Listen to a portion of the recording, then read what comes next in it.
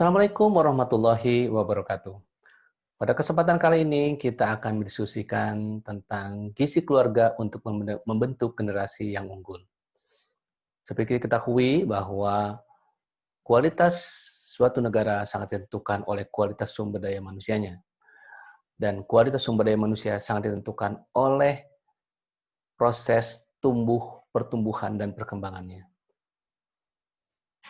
Proses pertumbuhan dan perkembangan ternyata tidak dimulai dari sejak anak itu dilahirkan, tapi dari sejak anak itu tumbuh di dalam kandungan ibunya. Oleh sebab itu, kita ikuti yang berikut ini.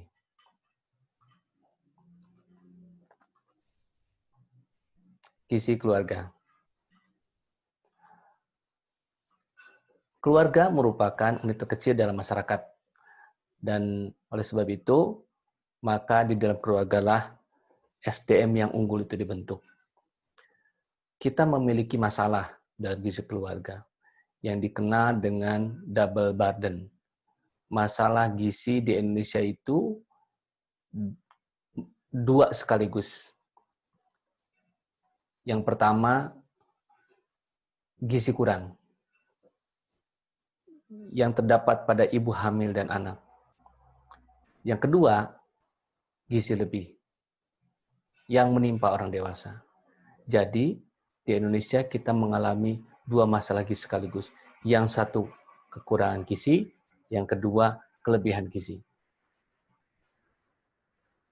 Dalam Al-Quran, Allah menyebutkan, A'udzubillah minasyaitonirrajim, Ya bani Adam khudzu zinatakum inda kulli masjid wa kulu washrabu wa la tusrifu innahu la yuhibbul musrifin.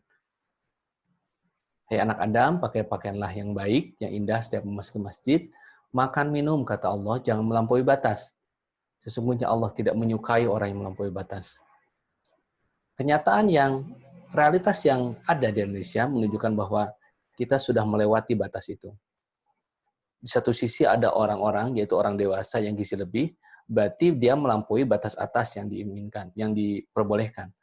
Di sisi yang lain, ibu hamil dan anak banyak yang mengalami gizi kurang. Artinya batas bawah juga dilampaui. Dan itu semua berasal dari asupan nutrisi.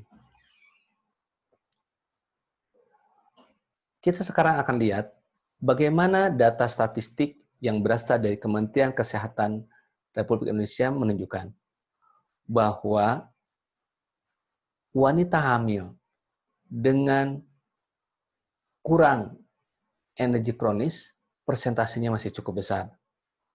Di kelompok usia 15-19 tahun, itu lebih dari 30% mengalami kurang energi kronis. Untuk usia yang lebih besar, 20-24 tahun, itu sekitar 20-30%. Ini merupakan hal yang harus diperhatikan. Karena kalau seorang ibu hamilnya kurang energi, artinya kemampuan dia untuk mentransfer zat gizi kepada janin yang ada dalam kandungannya juga menjadi berkurang. Sehingga janinnya berisiko untuk mengalami kurang gizi juga. Selanjutnya, anemia. Ini lebih memprihatinkan lagi. Ibu hamil dengan anemia, survei 2018 menunjukkan 48,9%. 2013, 37,1%. Anemia adalah satu keadaan di mana kadar hemoglobin itu kurang dari normal. Hemoglobin merupakan satu jenis protein yang terdapat di dalam sel darah merah yang fungsinya mengikat oksigen. Artinya kalau hemoglobinnya kurang, kemampuan untuk mengikat oksigennya rendah. Padahal oksigen sangat diperlukan untuk proses perkembangan janin yang ada dalam kandungan. Kalau ibunya anemia, artinya jumlah oksigen yang ditransfer ke janin melalui plasenta juga akan berkurang. Sehingga tentu saja janin yang ada dalam kandungan akan mengalami gangguan. Ini merupakan satu yang sangat memprihatinkan. Hampir 50% ibu hamil di Indonesia anemia. Sudah sekitar 30% tadi kekurangan energi protein, kekurangan energi kronis, ditambah anemia juga. Ini merupakan burden, merupakan masalah, merupakan hal yang terbesar yang menyebabkan generasi Indonesia, generasi berikutnya yang ada di Indonesia tidak akan bisa tumbuh dengan optimal karena ibu hamilnya kekurangan gizi dan anemia. Bagaimana dengan anak? Kita lihat berikutnya. Balita dengan gizi buruk dan kurang di Indonesia berkisar antara 17 sampai 19%. Survei 2018 dalam riset kesehatan dasar 17,7% anak balita mengalami gizi buruk dan gizi kurang. Yang kurus juga di atas 10%. Kurus dan sangat kurus di atas 10,2%. Gizi kurang dan kurus atau sangat kurus ini menunjukkan bahwa balita tersebut dalam jangka pendek kekurangan makan.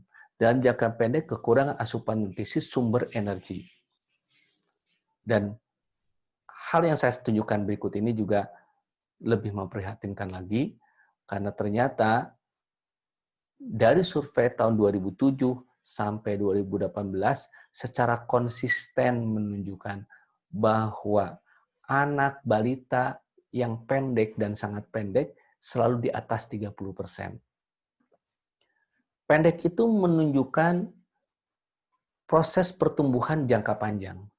Kalau seorang anak pendek, artinya pertumbuhannya dalam jangka panjang itu tidak optimal, yang berasal dari asupan nutrisi yang diberikan dalam jangka panjang itu tidak bisa memenuhi kebutuhan tubuhnya untuk tumbuh secara optimal.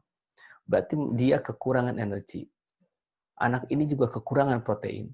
Dan bisa jadi juga kekurangan vitamin dan mineral yang diperlukan untuk tumbuh secara optimal. Jadi masih di atas 30%. Belum berubah. Apa dampaknya kalau anak itu gizinya kurang? Yang pertama, dia akan cenderung untuk menjadi orang dewasa yang pendek. Dan tentu competitiveness-nya akan kurang karena tumbuhnya pendek.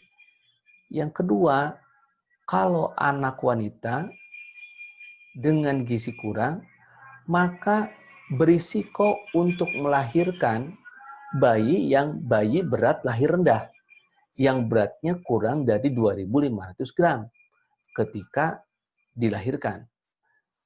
Jadi ada satu intergenerasi malnutrisi. Ketika anak dia kurang gizi, ketika dewasa berpotensi juga melahirkan anak yang beratnya kurang dari normal. Yang ketiga, anak dengan gizi kurang berisiko mengalami gangguan kecerdasan. Kalau kecerdasannya tidak optimal, maka prestasi pendidikannya rendah. Kalau prestasi pendidikannya rendah, maka di masa yang akan datang berisiko juga status ekonominya rendah. Dan ini merupakan satu masalah dalam membentuk generasi unggul untuk yang akan datang.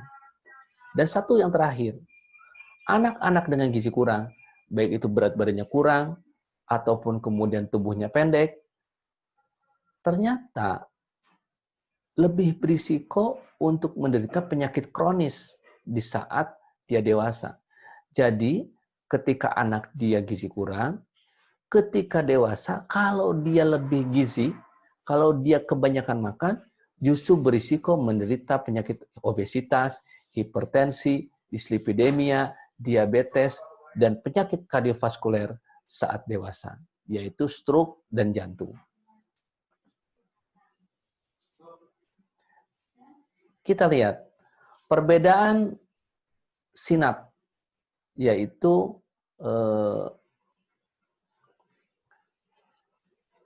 jalur-jalur yang dibuat oleh sel otak, sel neuron untuk bersambungan. Sinap itu adalah sambungan atau perpanjangan dari sel otak. Orang itu makin pintar, maka jaras-jarasnya, sinapnya akan makin kompleks. Gitu.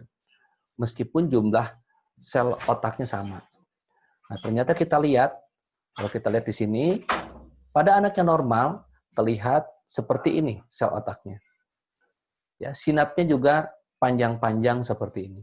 Tetapi pada anak yang stunting, pada anak yang pendek, sel otaknya terlihat tidak normal dan sinapsnya terbatas, tidak ruwet seperti di sini, pendek-pendek abnormal. Sehingga tentu saja kemampuan akademiknya dan kecerdasannya juga akan lebih kurang.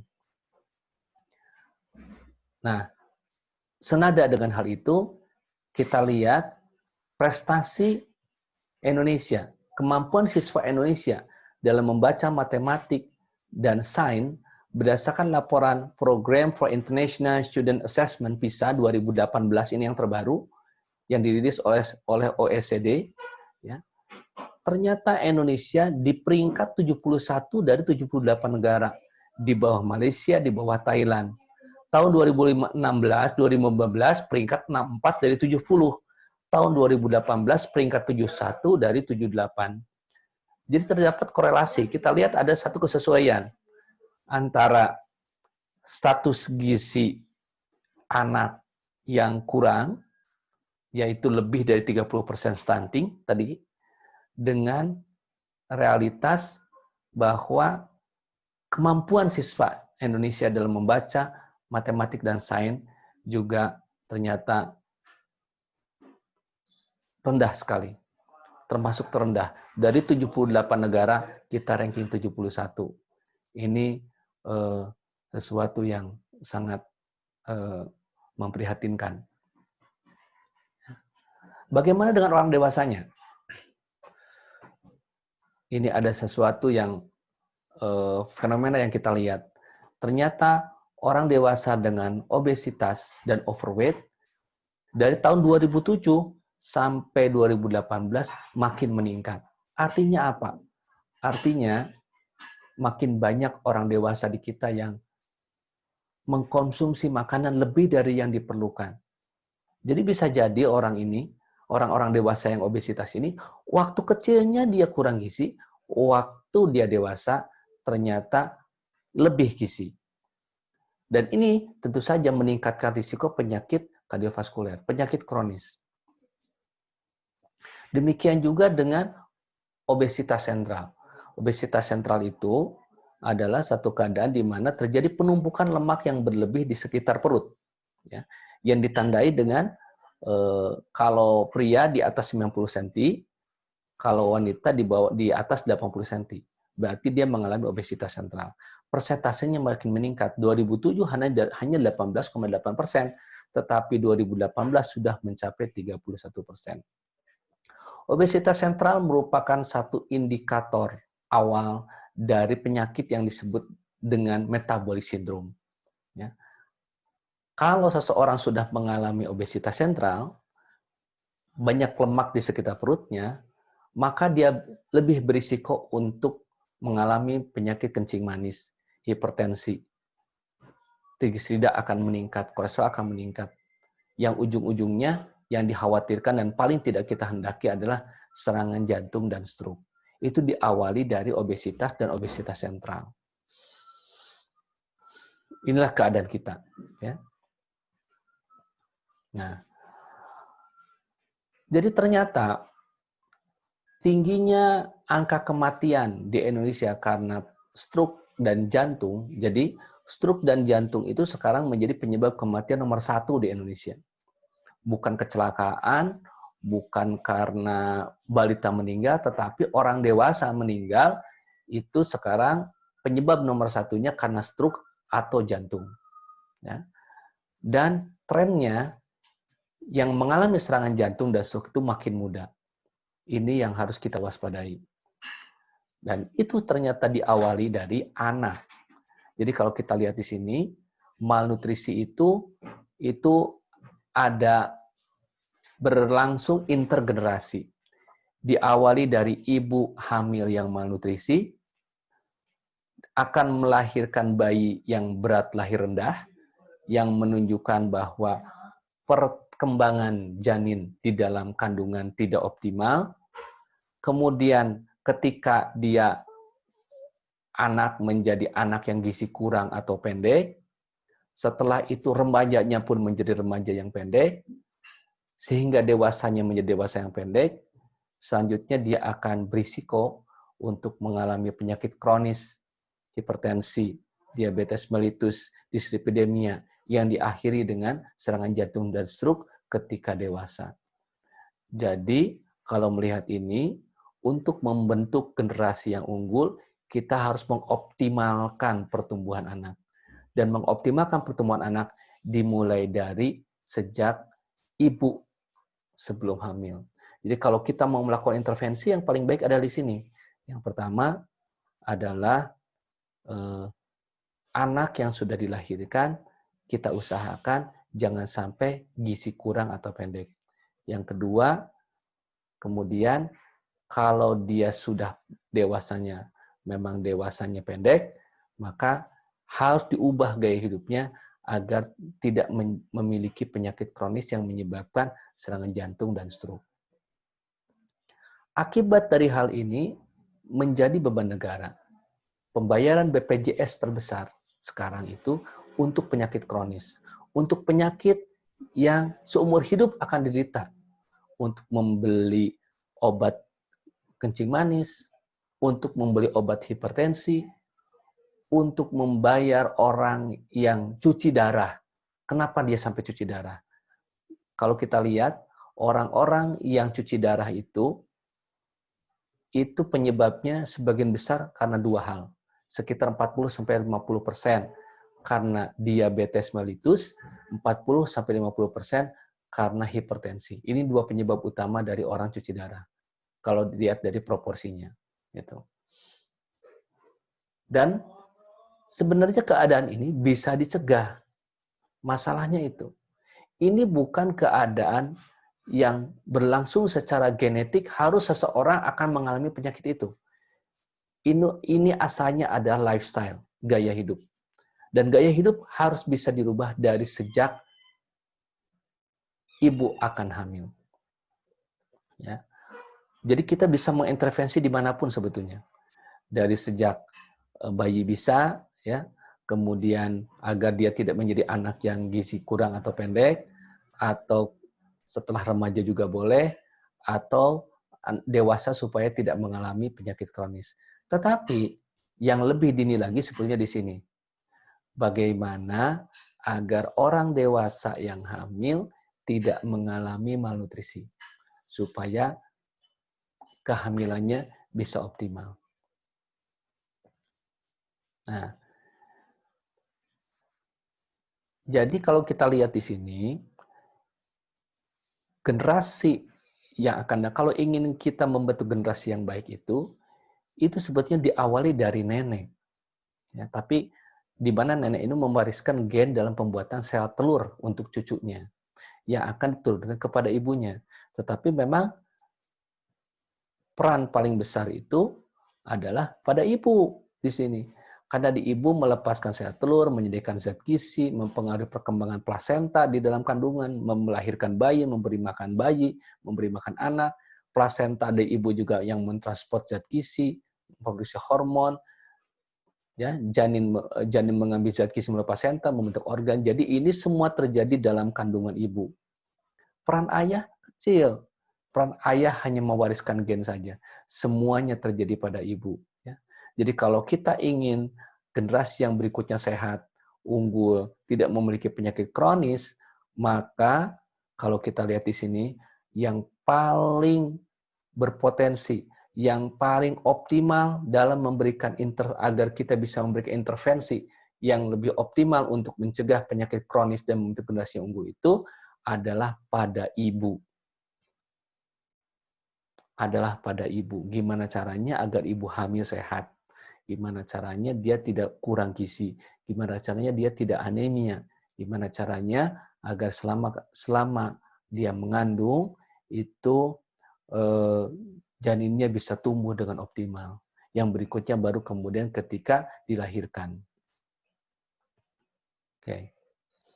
Nah, kita lihat sekarang, ya. Ini adalah perkembangan janin sampai 38 minggu. 38 minggu kurang lebih sampai sekitar 10 bulan lah ya, sampai dilahirkan. Nah, ini perkembangan otak. Yang merah ini kalau terjadi gangguan di sini itu akan menyebabkan kerusakan permanen. Kalau ini lebih minor kalau di sini. Tapi yang menarik adalah ini, ya. Ternyata 12 minggu pertama itu yang paling banyak perannya. Di 12 minggu pertama itulah sebagian besar perkembangan otak dibangun. 12 minggu pertama itulah jantung dibentuk. Kemudian tangan dan kaki, berarti itu masa otot. Masa otot itu juga berpengaruh terhadap apakah seseorang akan lebih mudah terkena penyakit kronis atau tidak. Kalau masa ototnya banyak, masa ototnya optimal, besar, maka dia akan lebih rentan, akan lebih kuat untuk menghadapi untuk terserang penyakit kencing manis. Tapi kalau masa ototnya kecil, berarti dia akan lebih mudah mengalami kencing manis. Ya. Kemudian perkembangan indera, ya, telinga, mata, ya, gigi. Ini ternyata organ-organ itu sebagian besar, mungkin saya sebutkan 80% lebih, itu terjadi di 12 minggu pertama kehamilan. Ya. Dan khusus untuk otak memang akan terus berkembang. Kita lihat di sini, synaptogenesis artinya percabangan otak yang tadi itu masih terus berlangsung. Masih terus berlangsung sampai dewasa, tetapi yang paling optimal itu adalah dari sejak lahir sampai 2 tahun pertama. Kita lihat di sini. Dari 0 sampai dengan 2 tahun pertama, itu yang grafiknya paling tinggi, paling banyak gitu ya, paling mencapai puncaknya. Jadi tempat pertama intervensi itu adalah ketika janin di dalam kandungan. Tempat kedua kalau kita mau intervensi adalah ketika anak berusia 0 sampai 2 tahun. Itu adalah waktu intervensi yang paling baik. Sebab itu para ahli membuat 1000 hari pertama kehidupan, dari sejak di dalam kandungan dan sampai kemudian dilahirkan dan anak berusia 2 tahun. Tapi ingat yang saya sampaikan tadi, ternyata 80% organogenesis, pembentukan organ itu selesai itu di 12 minggu pertama kehamilan. Ya. Nah, kita lihat di sini. Ya, rekomendasi para ahli pada 12 minggu pertama kehamilan itu peningkatan berat badan ibu yang direkomendasikan antara 1,5 sampai 2 kilo saja. Jadi, apa artinya? Artinya, organogenesis itu yang 80% yang terjadi 12 minggu pertama dalam kehamilan, itu lebih mengandalkan dari cadangan gizi ibu sebelum hamil. Saya ulangi ya. Jadi, organogenesis yang mencapai lebih dari 80% itu sangat tergantung dari cadangan status gizi ibu sebelum hamil. Ya. Makanya, kemudian kita lihat di sini. Ya, kalau ibu sebelum hamil sangat kurus, maka dia naiknya harus banyak, 12,5 sampai 18 kilo selama kehamilan. Ya. Makin dia gemuk, makin sedikit naiknya. Gitu. Jadi kita lihat titik pentingnya untuk membentuk generasi unggul adalah gimana caranya agar ya wanita yang akan hamil, apalagi yang kurus, sebaiknya memperbaiki status gizinya. Tingkatkan berat badan bagi wanita yang kurus sebelum hamil. Jangan kurus. Ya. Karena itu menentukan status gizi anaknya nanti. Ya. Menentukan proses organogenesisnya. Dan sebetulnya bukan hanya itu. Ibu hamil yang akan hamil itu juga tergantung dari pola hidup sebelumnya. Makanya Kalau lebih hulu lagi, gimana caranya orang dewasa, kalau ada seorang anak wanita ya yang dia sudah subur, artinya mungkin dalam beberapa tahun kemudian akan menikah, kita harus jaga betul agar dia memiliki status gizi yang baik. Jangan diet yang terlalu aneh-aneh yang menyebabkan kemudian cadangan gizi dalam tubuhnya tergerus, karena dia sangat rentan, karena dia adalah calon ibu, dan ibu sangat menentukan bagaimana generasi berikutnya dibentuk. Gitu. Kemudian kalau ternyata wanita yang akan hamil itu memang kurus, sudah terlanjur hamil dan kurus, maka berat badannya harus naik 12,5 sampai 18 kg selama masa kehamilan. Nah, yang berikutnya adalah secara umum, maka kita harus memperhatikan pola hidup yang sehat. Ya. Dan ini seharusnya menjadi habit, menjadi lifestyle yang dimiliki oleh setiap keluarga. Ya. Pertama, makan dengan komposisi gizi yang seimbang dan jumlahnya cukup. Ya. Yang kedua, melakukan aktivitas fisik yang cukup untuk menjaga kebugaran. Nah, ini saya akan terangkan sedikit tentang ini. Ya.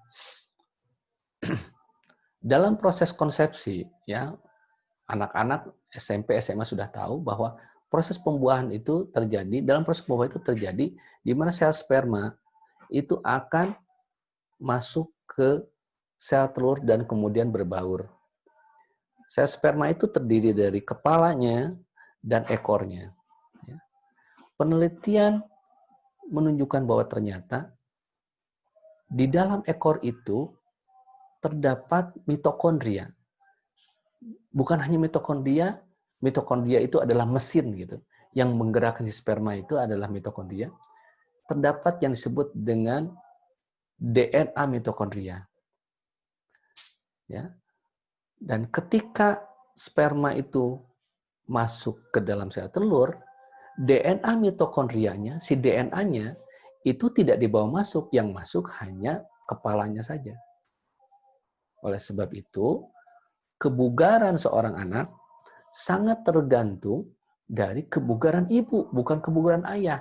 Ayah sama sekali tidak memiliki peran ya, dalam metabolisme energi. Ya. Karena si gen yang berkaitan dengan energi yang ada di mitokondria itu tidak ikut masuk karena terdapat di ekor sperma. Jadi kalau kita ingin punya anak yang unggul, tubuhnya sehat, ya, fisiknya bugar, maka itu harus dimulai dari ibunya. Ibu sebelum hamil harus bugar. Ibu sebelum hamil harus terbiasa olahraga. Ya. Jadi kepada para wanita, remaja, putri, ayo, selain dengan kita harus menjaga agar gizinya baik, komposisi gizi seimbang, jumlahnya cukup, jangan lupa untuk olahraga yang teratur untuk menjaga kebugaran. Yang ketiga, menerapkan pola hidup yang bersih, menjaga tidur yang cukup, menghindari rokok, alkohol, dan mengolah stres.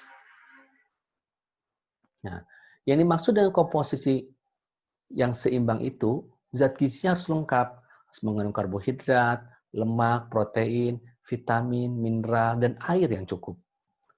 Dan kemudian jumlahnya juga harus cukup, tidak boleh kelebihan dan kekurangan. Kita perhatikan di sini, ya. Ini saya highlight yang kasih merah. Ini adalah masa pertumbuhan untuk anak laki-laki dan anak perempuan. Kita perhatikan. Kalau kita lihat di sini, adalah peak-nya, ya. Kebutuhan protein akan meningkat sampai 72%. Itu justru ketika sekitar masuk pubertas. Ya, laki-laki 13 sampai 15 tahun, perempuan antara 13 sampai 15 tahun juga. Pada saat itu manusia mengalami growth spurt, masa tumbuh cepat kedua. Kalau kita tidak support dengan asupan nutrisi yang tepat, maka ini akan menyebabkan pertumbuhan tidak optimal. Padahal itulah tumbuh cepat terakhir Dan kita setelah itu sampai usia 19 tahun akan berhenti.